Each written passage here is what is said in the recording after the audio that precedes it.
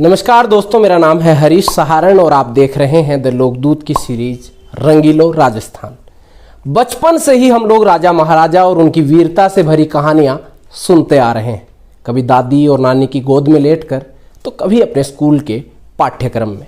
लेकिन क्या आपने किसी ऐसे युद्ध की कहानी सुनी है जिसमें चांदी के गोले चलाए गए हों?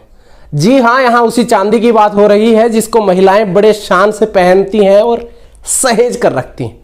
आपको बता दें कि इतिहास में एक ऐसा युद्ध भी हुआ था जब इसी चांदी का इस्तेमाल तोप के गोलों को बनाने के लिए किया गया था।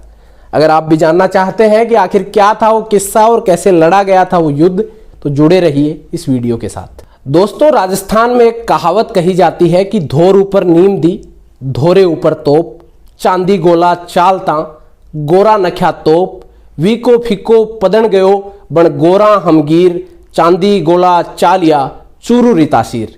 हो सकता है कि ये पंक्तियां आप में से कई लोगों को समझ ना आई हो, वहीं ये भी हो सकता है कि कुछ लोगों को अपनी मिट्टी की सुगंध आ गई हो।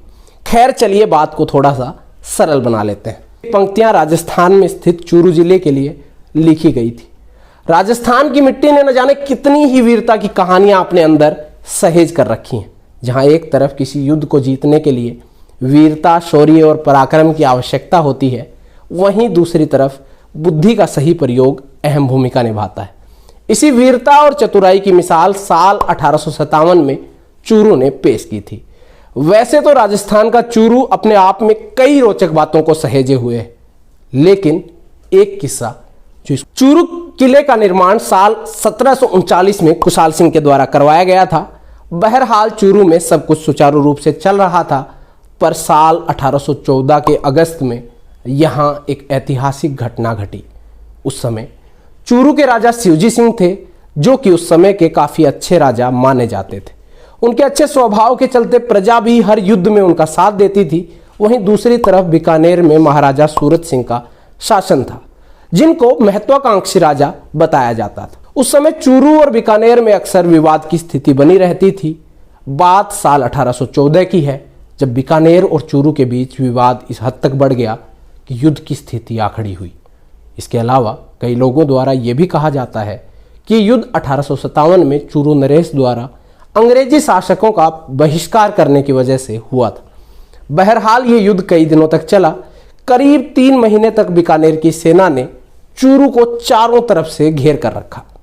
3 महीने का एक लंबा समय बीत जाने पर चूरू के पास खाने की सामग्री के साथ साथ गोला बारूद भी खत्म होने लगा था। ऐसे में वहां के राजा को यह चिंता सताने लगी कि अब ये युद्ध कैसे जीता जाए। उस समय चूरू के सुनारों ने और वहां के निवासियों ने अपने पास जितनी भी चांदी थी वो सब इकट्ठी करके लोहार को दी और उस चांदी के गोले बनवा लिए।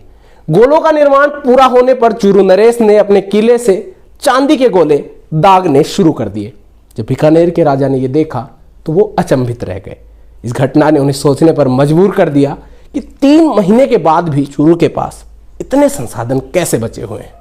इस घटना के बाद बीकानेर के राजा के मन में भय जाग उठा और उसने सेना को वापस बीकानेर ले जाने का फैसला किया।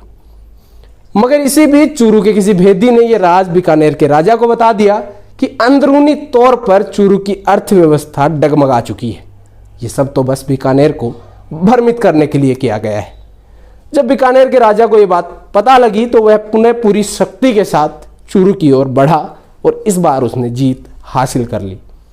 चूरू को इस युद्ध में जीत तो नहीं मिल सकी, लेकिन एक पल को युद्ध का नज़ारा बदलने और चांदी के गोले चलाने वाले किस्से ने चूरू को इतिहास में अमर जरूर बना दिया।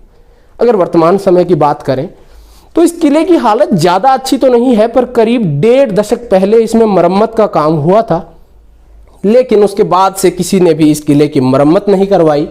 आपको ये भी बता दें कि इस किले के आसपास सालासर बालाजी और बाबोसा धाम जैसे विश्व प्रसिद्ध मंदिर भी हैं, जिस वजह से ये स्थान और महत्वपूर्ण हो जाता है। उम्मीद है आपको ये वीडियो पसंद आई होगी। ऐसी ही और रोचक जानकारियों के लिए देखते रहिए द लोकदूत की सीरीज रंगीलो राजस्थान। धन्यवाद। जय राजस्थान।